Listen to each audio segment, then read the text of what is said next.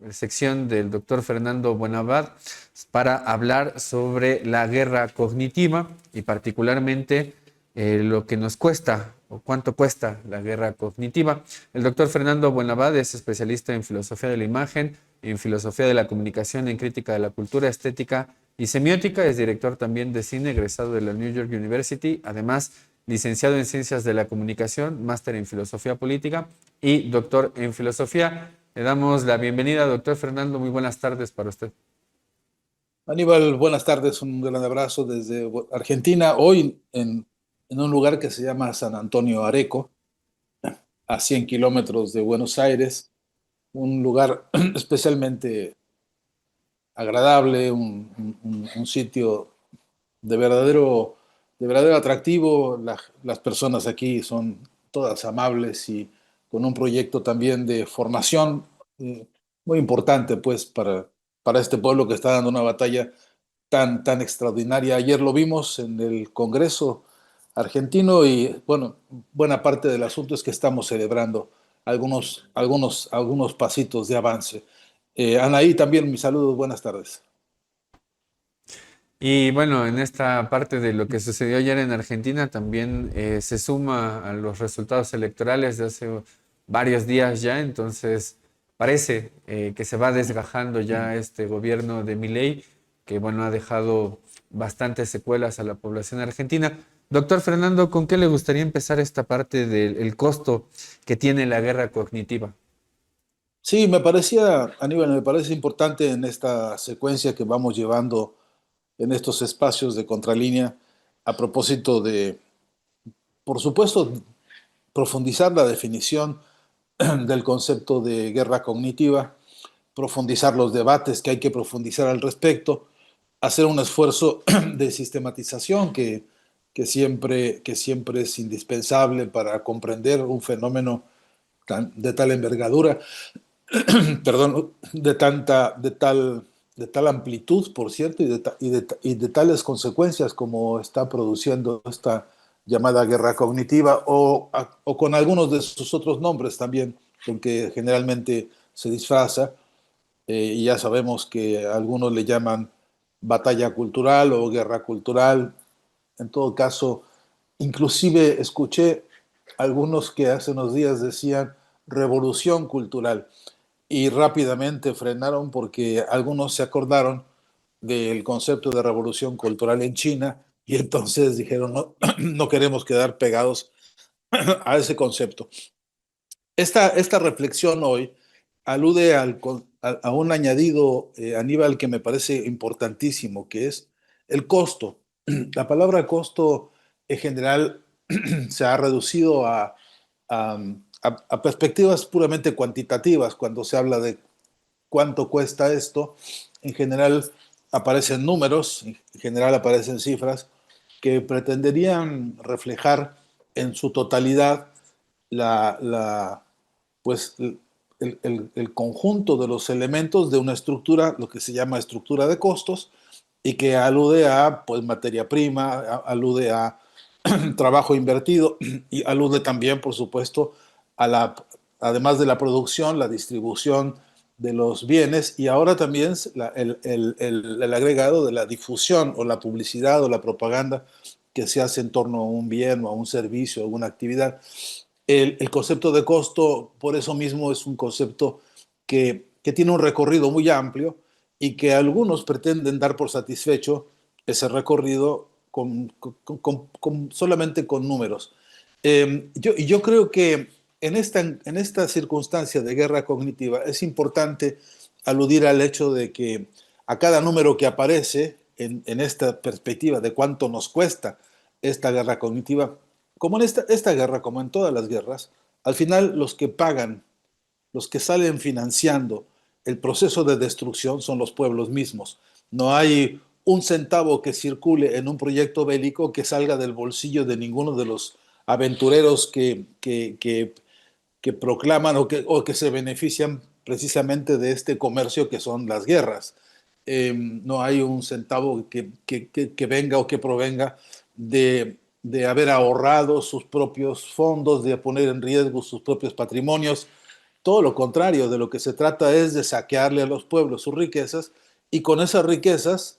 emprender estas aventuras macabras que son las guerras. En el caso de la guerra cognitiva, el asunto es que los costos, además de tener, repito, apariencia cuantitativa, numérica, de cifras, además tiene otro conjunto de aspectos que me parece indispensable recorrer, así sea brevemente. Eh, Entre otros, los costos, primero, obviamente, los costos humanos, obviamente los costos que involucran a cientos de miles de personas que no solamente los que trabajan en las estructuras o en las herramientas de generación de proyectiles cognitivos como los que conocemos y hemos estado analizando en estos encuentros, sino también, repito, los trabajadores que rinden su esfuerzo y su trabajo y yo diría también, sus muchas horas de esclavitud al servicio de estas maquinarias de guerra cognitiva, pero claro, desde luego la cantidad infernal de personas que de manera directa, indirecta, en los planos primarios, secundarios, incluso terciarios de la recepción de un mensaje, es decir, los que son de primera mano, de segunda mano o de repetición por escuchas, en cada una de estas instancias hay un costo material concreto, aritmético, financiero, numérico, pero un costo también que tiene que ver con cuántas cosas de las que estamos consumiendo en esta guerra cognitiva nos impide el ejercicio de derechos, por ejemplo. Cuántas de estas operaciones psicológicas, cuántas de estas manipulaciones de la información, cuántas alteraciones, cuántas distorsiones de los datos, cuántas falacias perpetradas una y otra vez nos conducen a cometer errores, nos conducen a cometer fallidos de todo género, nos conducen incluso a calificar a otros o acusar a otros de cosas que no merecen, que no merecerían bajo ninguna circunstancia, y todos estos son los costos también de esta guerra cognitiva. Ayer veíamos, por ponerte el ejemplo, Aníbal, de lo que ha pasado en Argentina en las horas recientes. Ayer veíamos ante la movilización social que plagó la plaza donde está el Congreso en Argentina. Es una plaza muy importante, muy grande, que suele llenarse cuando hay grandes movimientos de protestas y también de celebraciones, por cierto. Lo de ayer fue primero una gran protesta fortaleciendo el debate que estaba dándose adentro de la Cámara de Diputados, pero afuera había un clamor enorme, cientos de miles de personas llenando la plaza y las calles aledañas. Por la tarde-noche, una vez que fue evidente la derrota, una vez que que se expuso y se desmenuzó eh, la, la, la, la jornada en los distintos debates que tuvo, una vez que se hizo este análisis por algunos analistas políticos, algunos que todavía hay confiables, eh, más tarde el propio vocero de la Casa Rosada, eh, empleado de Milei, salió a decir que se habían conjugado en la plaza todos los enemigos del progreso. En su crónica, en la crónica de este tipo, lo que estaba haciendo era, desde luego, desembosadamente, con toda clase de argucias, de falacias y diría yo, incluso de audacias para mentir, porque hay que ser audaz en el campo de la mentira cuando tienes un pueblo expresándose en las calles y te atreves a decir que todos son desestabilizadores, que todos son golpistas, que todos quieren tirar al gobierno. Hay que tener una audacia irresponsable verdaderamente grande para comportarse de esa forma. Y este lo tiene, y esto lo hizo, y este se exhibió de esta manera, Aníbal. Y, y el costo, ¿dónde está? Porque los que estaban en la plaza, obviamente, algunos con ironía pegaron carcajadas, quizá en sus casas los que estaban viendo algunos noticieros porque vieron lo que ocurrió durante el día, pero también me preocupa los que lejos, los que a la distancia, lejos de Buenos Aires, lejos de los acontecimientos de la plaza principal, pero en las provincias o allá en los pequeños pueblos, en las comunidades más apartadas, que reciben como información solo la información que estos emiten.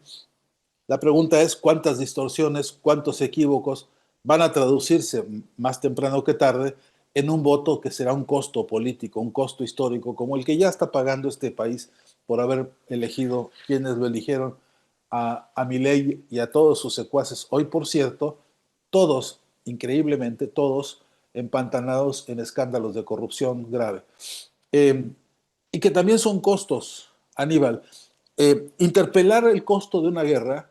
desde luego implica cuánto nos cuestan o cuánto nos han costado los tanques, los bombardeos, las metralletas, las pistolas, los uniformes, los quirófanos, incluso las telas con que hoy se confeccionan los uniformes de alta tecnología. ¿Cuánto nos han costado a la clase trabajadora de todo el mundo financiar esas guerras? Las más chiquitas y las más grandes, las más desembosadas en el terreno de ejércitos interviniendo, ejércitos uniformados y actuando, pero además todas las demás guerras que pasan disfrazadas de mil formas, incluyendo, por ejemplo, las guerras de espionaje, incluyendo lo que el capitalismo le gusta llamar inteligencia, incluyendo los gastos que representa intervenir, por ejemplo, tu teléfono, el mío, o las computadoras. Lo que cuesta eso en términos de cifras globales es dificilísimo de calcular, pero también es dificilísimo de calcular el efecto y las consecuencias que tiene sobre las personas, sobre el estado de ánimo, desde luego, sobre la seguridad de las personas, sobre la certeza en la vida y sobre las decisiones concretas que hay que tomar cada minuto de nuestras vidas ante las distintas circunstancias. La guerra cognitiva sabe muy bien por dónde va, eh, hacia dónde va, en quiénes confía para asegurarse precisamente las llegadas más profundas. Quiero hacer alusión, si me permites, y muy brevemente, a algunas cifras que he podido anotar en mis apuntes para esta conversación, que toma en consideración, y esto me parece muy importante porque varias fuentes de las que he consultado, especialmente para saber datos concretos, aluden a las empresas como Google, aluden a las empresas como Media Ownership Monitor, que es un informe que han producido ellos sobre en América Latina cómo el 80% de la población consume contenidos informativos producidos por apenas 10 conglomerados mediáticos. Es decir, que, que también tenemos un proceso complejo interno de acumulación monopólica en cuanto al desarrollo de estrategias de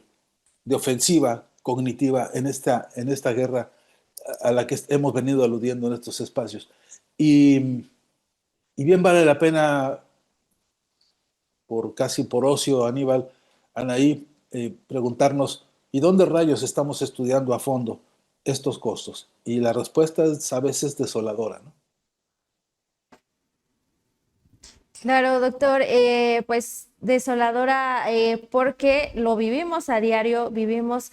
pues esta guerra cognitiva y a veces quizá ya la interiorizamos y es creo que ahí también pues radican los esfuerzos por dar a entender de qué hablamos cuando hablamos de esta guerra cognitiva. También ya nos hablaba, digamos, de los costos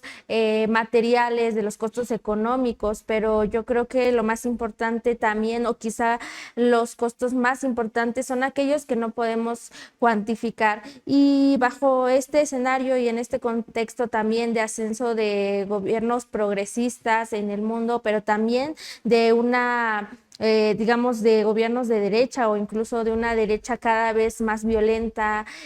cada vez ya nos platicaba también de cómo utilizan el odio también como una herramienta, pues preguntarle cuál sería este costo intangible de la guerra cognitiva para las democracias.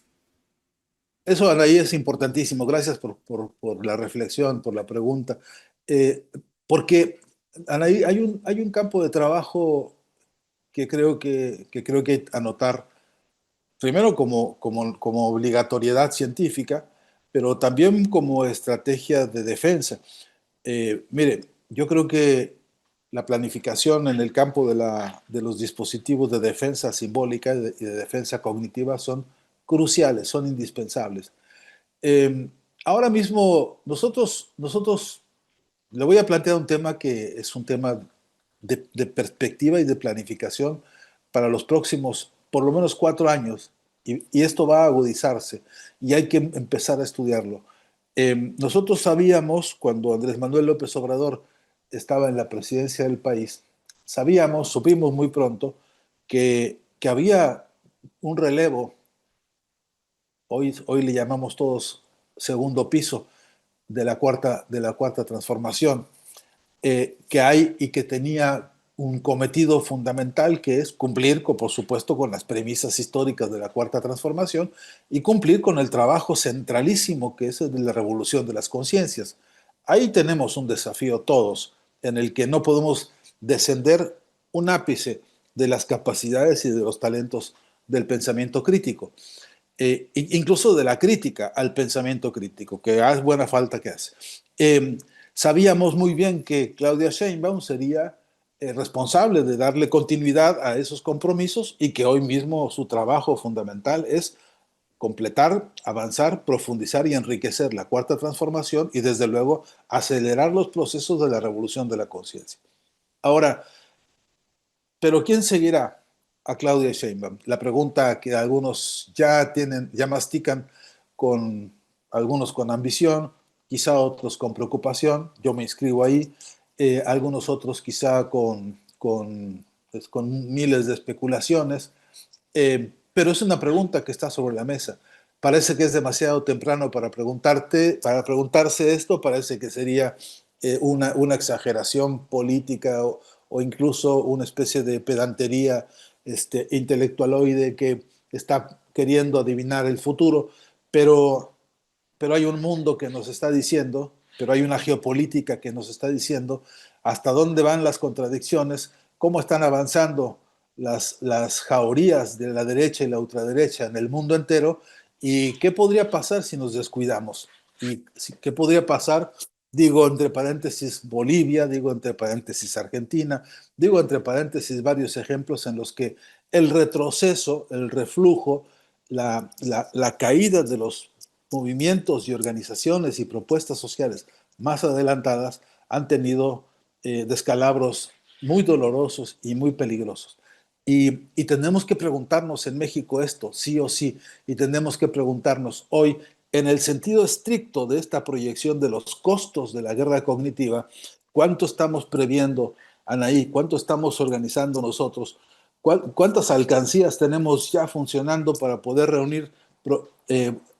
fondos para investigación científica en el campo del desempeño para saber los avances de la revolución de la conciencia, que tendrá que ser una vacuna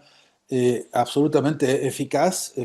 absolutamente eficiente ante cualquier arremetida que quiera descarrilar el proyecto de la Cuarta Transformación que ha decidido el pueblo, tal como lo decidió el pueblo de México? En este sentido, Anaí, nosotros sí que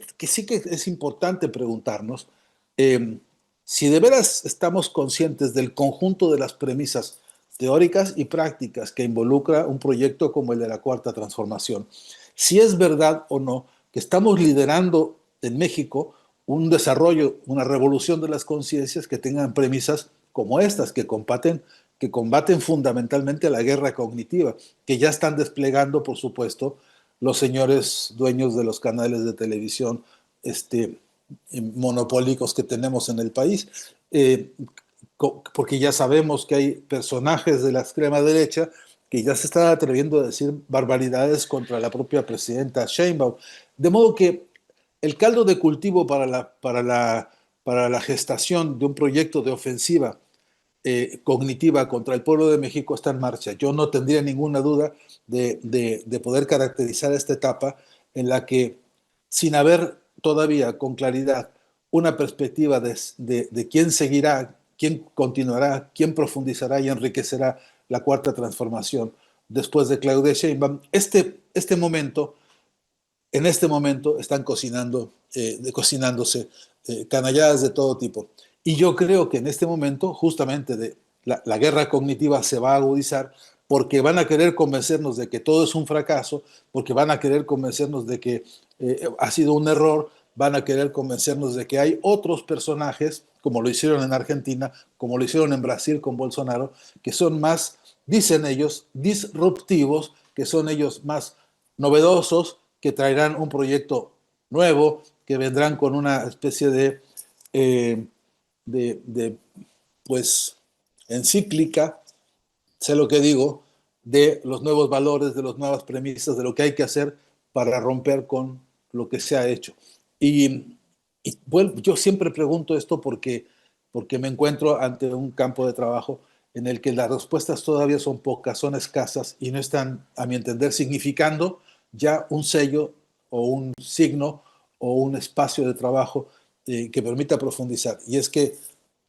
sí podemos prever que la andanada de agresiones de guerra cognitiva en México va a acelerarse y sí sé muy bien que nuestras fuerzas todavía están muy endebles, muy, muy incipientes y que no hay mucho tiempo que perder, ¿no? Y doctor Fernando, en esto que menciona, digo, nos hace recordar recientemente acá en la revista Contralínea estábamos discutiendo precisamente esa pregunta que se hace usted, ¿no? ¿Quién va a venir después de la presidenta Claudia Sheinbaum? Porque uno podría pensar que es muy pronto para eso, pero es que el 2027 está a la vuelta de la esquina. Y así como está a la vuelta de la esquina 2027, para 2030 ya están las fuerzas en contra preparándose desde ahora, como menciona en este análisis que usted acaba de hacer. Tenemos ya, por ejemplo, expresiones de empresarios que ya salieron claramente primero a hacer una especie de grito de la independencia, llamando a la libertad, a la familia, a Dios, en fin, toda esta ideología que traen detrás de sí grupos de extrema derecha o de derecha incluso. Una persona que es un empresario, que además es dueño de medios de comunicación, que además también ha sido gente que ha tenido contacto, por ejemplo, con ni nada más ni nada menos con Luis Almagro de la OEA, una persona altamente recalcitrante contra gobiernos de progresistas o de izquierda, con vínculos probados con la ultraderecha en Estados Unidos, particularmente con Donald Trump. En fin, esto que usted está mencionando ya empieza a dar signos de que algo está pasando en ciertos sectores, tanto empresariales como por fuera de esa política instituida que podría ser un partido político. Teniendo en mente esto y los casos en América Latina, decía usted que hay una dimensión en la cual esa parte de la guerra cognitiva tendría que estarse disputando con una mayor fuerza. Y acá hay otro debate que se mete también en eso y es la cuestión de personas que proponen regular desde el Estado aquellos medios de comunicación que mienten un día sí y el otro también. El expresidente Andrés Manuel en varias ocasiones cuando se le preguntaba esto decía, no, no podemos regular eso desde el Estado, la prensa se regula con la prensa. En ese debate, ¿usted qué propondría o cuál sería el análisis que haría en esta situación? Yo creo que sí que hay que debatir todo. Hay que poner en la mesa ya, por más madrugadores que parezcamos con estos temas, me parece que son temas de tal envergadura y que los tiempos corren con tal velocidad y que las ofensivas de la derecha ya están sacando sus alcancías, ya están poniendo sobre la mesa el cálculo de los costos. Ellos saben muy bien cuánto les va a costar desplegar una estrategia de desprestigio contra Claudia Sheinbaum. Lo están preparando, no tengo la menor duda. ¿Cuánto les va a costar decir que hay errores en la gestión? Y sí, probablemente, y muchos. La pregunta es si ellos son la solución a los problemas que hay. La pregunta es si estamos nosotros discutiendo eso, si lo estamos poniendo sobre la mesa y estamos organizando una agenda potente, una agenda poderosa, una agenda inteligente para que no nos sorprendan bajo ninguna circunstancia con sus viejos cantos de sirena.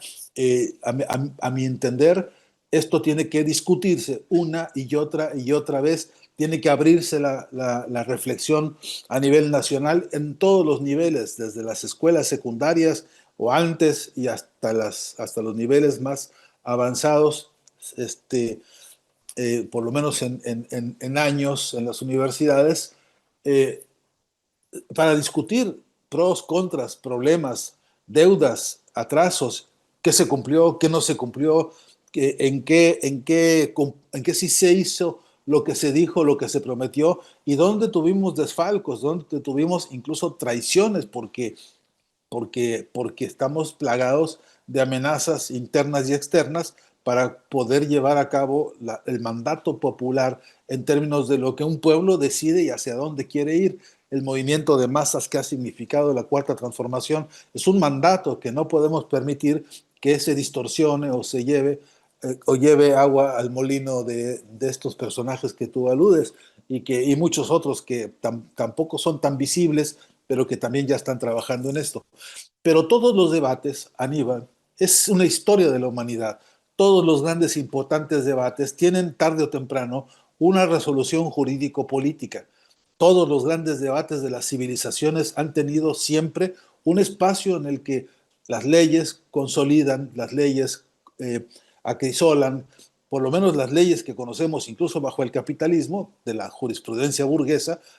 han logrado eso, consolidar y cristalizar y afianzar los grandes debates históricos en forma de leyes y de reglamentos, incluso de sanciones, incluso de lo que casi nunca se hace, reparación de daños. Entonces, no, a mí no me espantaría que hubiera, por supuesto, una ley de medios y una ley de medios que pasara por un consenso nacional y que tuviera, por supuesto, la participación de todas las voces habidas y por haber, pero sobre todo un conjunto jurídico-político que expresara los grandes, importantes debates. Por ejemplo, hay que debatir la concentración monopólica de los medios. Esto no es un tema que va a quedar solo en una conversación o que vamos a resolver porque un periódico diga una cosa y el otro diga otra. La prensa contra la prensa, eso no se va a resolver así porque hay el problema de la concentración monopólica. Lo dijo el informe McBride en 1980, ya se habían adelantado. La concentración monopólica de medios, Aníbal, es una amenaza contra las democracias. Y las democracias tienen que construir también anticuerpos jurídico-políticos. De modo que esto tiene tarde o temprano que llegar por la vía y por la fuerza de los grandes debates nacionales a la consolidación de qué sí está bien, qué sí vamos a aceptar y qué no vamos a aceptar en el campo de la comunicación. Ya sabemos que no vamos a aceptar que un tipo se pare como Loret de Mola o cualquiera de estos, o el Teacher o cualquiera de estos, a llamar a que nos vengan a invadir los yanquis y nos llenen de bombas el país y que asesinan a nuestro pueblo, como lo aplauden tanto en Gaza y en Palestina. Ya sabemos que eso no lo vamos a permitir porque no está bien que los traidores internos invoquen a las fuerzas imperiales para que nos vengan a dominar. Ya sabemos que no queremos que las mafias del narcotráfico que operan desde Estados Unidos vengan a controlar ni a nuestros medios de comunicación en México, cosa que habría que revisar muy a fondo, pero tampoco a nuestros jueces, pero tampoco a nuestros políticos, pero a ninguna instancia que represente el poder popular. Ya sabemos que eso no lo queremos. Lo que necesitamos es que también la propia estructura jurídica de la comunicación tenga este aliento que es el de alimentarse de las agendas de las luchas populares. Ahí está debatiéndose esto y lo que tiene que hacer es tomar nota, lo que tenemos que hacer todos es tomar nota, porque tarde o temprano el destino de esas leyes y de esos cuerpos jurídicos no es ser producto de unos genios que saben mucho de jurisprudencia, es el producto de la voluntad social que dice qué quiere, que dice qué no quiere, que dice qué está bien y que dice cuando dice esto no está bien. Y esto me parece que es indefectible, que no se puede evitar, que no se puede rehuir y por cierto que es urgente, que ya deberíamos estar empezando a hacer ese trabajo, ¿no?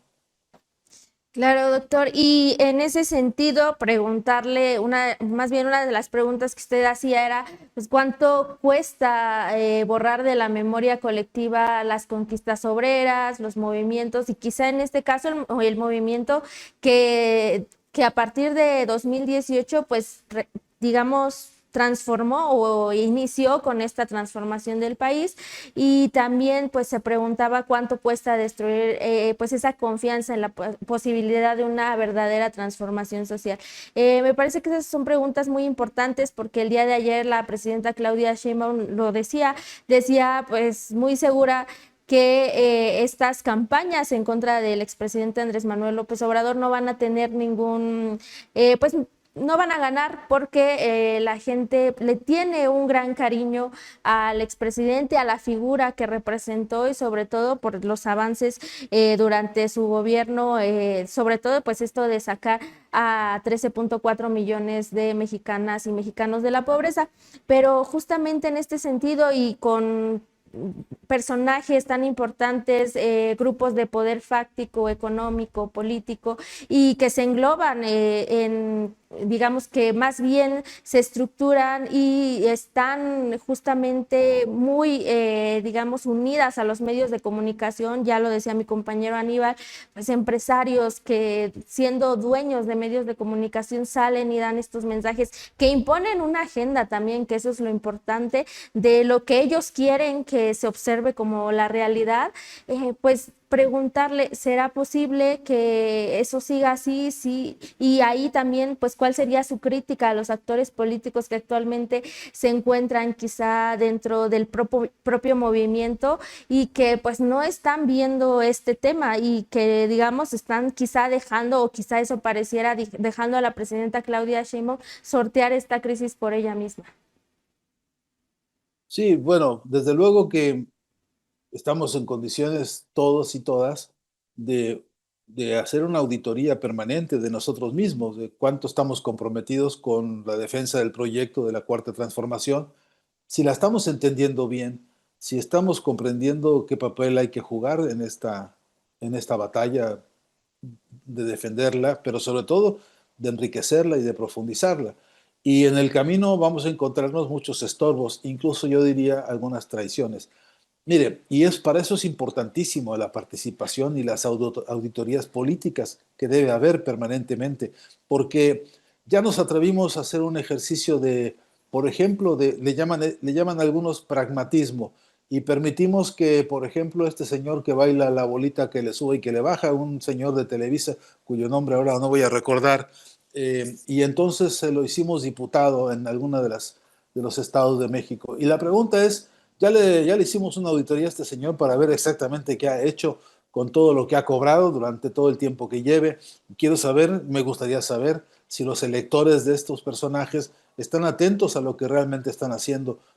aquellos por los que se votó, porque también nos pasa que a veces emitimos un voto y luego nos olvidamos de por quién votamos y para qué votamos. Y que por cierto, que el voto también significa aprobación, pero principalmente debe significar supervisión. Y lo mismo hay que decir con todo servidor público. Si hay quien, por ejemplo, la presidenta Sheinbaum, le ha depositado la confianza a algunos bueno, a los secretarios de Estado, por ejemplo, sí que sería bueno escuchar de los secretarios de Estado un informe permanente de a qué rayos se dedican, porque a tarde o temprano, peso sobre peso, lo que el pueblo de México pone, que no es poco dinero, de su trabajo, de su esfuerzo, del producto del trabajo, para mantener un Estado y un gobierno, hago la distinción porque son distintas concepciones, y la verdad es que hay que saber efectivamente a dónde va peso sobre peso lo que es el producto del trabajo de una población. Yo creo que esas auditorías son indispensables, pero no solo para ver a dónde va el costo del matemático, aritmético, de cifras, sino de resultados específicos. Y los hay muy halagüeños, y los hay muy importantes, pero también hay demoras, pero también hay pérdidas, pero también hay desvíos, pero también hay choques geopolíticos. ¿Qué más quisiéramos tener nosotros invertido todo el dinero que tenemos para la educación y para el progreso y para la paz y para el desarrollo de las fuerzas productivas? Pero también hay que invertir en defensa, porque sí sabemos cómo están trabajando los imperios para adueñarse de las riquezas de México. Hoy mismo leímos la noticia de que México está ocupando un lugar absolutamente preferencial como país productor de oro en América Latina. ¿Saben ustedes la cantidad de buitres que dan vuelta en los cielos de América Latina y de México queriendo quedarse con esa riqueza? Bueno, y la pregunta es si nosotros dice un comentarista uruguayo, dice, si trabajamos de ciudadanos realmente, si hacemos el trabajo que nos compete como ciudadanos, interviniendo, sugiriendo, demandando, exigiendo, haciéndonos partícipes, porque es muy bonito decir que el pueblo manda y que el pueblo es el soberano y que el pueblo, bueno, pues ese soberano que pone el voto, ese pueblo que manda, también debe mandar a los que sirven a ese pueblo, a los que trabajan para ese pueblo, mandatarles información permanente, claridad permanente. Y en esa claridad, Anaí, surge a qué se dedican los que están en acción hoy por hoy. Si los empresarios estos, a los que hemos aludido ya varias veces en este encuentro, ¿a qué se dedican? ¿Qué están haciendo? Porque alguno de ellos le debe al pueblo de México muchos millones en impuestos, muchos millones en impuestos. No es solamente ese, también otros tantos que han evadido responsabilidades tributarias con el país. Por ejemplo, habría que llamarlos a cuentas para ver qué tan verdaderamente nacionales y nacionalistas son cuando defienden lo que defienden, que es sus negocios, y y si realmente somos capaces de interpelarlos sobre esta otra parte que es contribuir con el desarrollo del Estado y del gobierno. Pero no por eso omitiríamos nunca la necesidad de que ese gobierno despliegue fuerzas críticas y autocríticas muy profundas. Nos hace falta, creo yo, nos hace falta ver gobiernos autocríticos, nos hace falta, mucha falta, entender a las nuevas generaciones que cumplen cargos de funcionariados en los distintos niveles, de las distintas áreas, nos hace falta metodología del pensamiento en acción que corrige sobre la marcha y dice, metimos la pata, corregimos así, esto no estamos haciéndolo bien, deberíamos hacerlo así. Iniciativas de discusión, de participación en tantas áreas que hay. Porque, por ejemplo, en el área de la comunicación, lo decíamos, ¿cuántos importantes debates deberíamos tener para romper con esta concentración monopólica que es tan tóxica, tan dañina? Pero ¿y qué hacemos a cambio de eso? ¿Cuál de producción, de distribución de mensajes, de creatividad, de diversidad de voces? ¿Cuál debería ser el debate y no solamente el debate, la acción concreta que estuviéramos desplegando financiada precisamente por los impuestos que el pueblo pone sobre la mesa inevitablemente? Y por último, diría, Anaí, que sí que es muy urgente y que es muy importante que nosotros volvamos a preguntarnos todos en dónde estamos realmente estudiando y participando de estas estrategias. No voy a cansarme de insistir, perdonen ustedes si sueno reiterativo, pero a toda pregunta sobre un problema, a todo diagnóstico y a toda caracterización de la existencia de un problema, tiene que venir como complemento necesario no solamente un diagnóstico, sino un plan de acción. Y ahí estamos débiles, me parece muy débiles. Doctor Fernando, y también en esta concentración de los medios, lo fundamental y lo importante que es también la contraparte, que son los medios públicos. Y esos medios públicos, en el caso de México, se recuperaron varios de ellos desde que empezó el gobierno del expresidente Andrés Manuel. Y hoy parece que hay rupturas dentro de estos medios públicos en donde hay grandes debates que no se están dando y otros debates que se están dando de distinta manera acá en México. Doctor Fernando, no sé si tenga un comentario final para ir cerrando la entrevista del día de hoy. Bueno, sí, Aníbal, una última idea muy breve. Hay que preguntarnos siempre por los costos de los hechos. Hay que preguntar los costos no solamente en el sentido de los números, sino en el sentido también de las características, de los beneficios y de los perjuicios que nos atraen, nos imponen incluso un conjunto de decisiones en las que a veces no tenemos capacidad de intervención y sobre todo, especialmente en aquellas en las que deberíamos estar teniendo capacidad de intervención y no la estamos teniendo o por ignorancia o por grandes debilidades o por grandes irresponsabilidades también. Y la guerra cognitiva no descansa. Este concepto que hemos estado estudiando una y otra vez no descansa. A mañana, tarde y noche tenemos ya en operación, repito, 50 maneras de atacar al gobierno de México 50 maneras de desprestigiarlo, están financiándolo, los están preparando, y yo puedo decirte que de la mano de lo que ha dicho Donald Trump, que ha hecho acusaciones absolutamente inaceptables sobre la conducta de Claudia Sheinbaum, a mi entender, lo que estamos viendo es, atrás de eso, todo un despliegue que va a crecer y va a empeorar. Y seríamos muy irresponsables de no denunciarlo, pero no prepararnos para dar respuesta a esta ofensiva, ¿no? Claro que sí, esa parte del esfuerzo de la preparación también debería de ser cotidiano, constante y sonante también por parte de miembros del gobierno, pero también de aquellos y aquellas que nos enfrentamos a la información todos los días. Doctor Fernando, le agradecemos mucho por el tiempo y por las reflexiones. Le deseamos una excelente tarde y bueno, esperamos seguir contando con usted los siguientes jueves. Ni duda, un gran abrazo para ustedes dos y para toda la audiencia de Contralínea.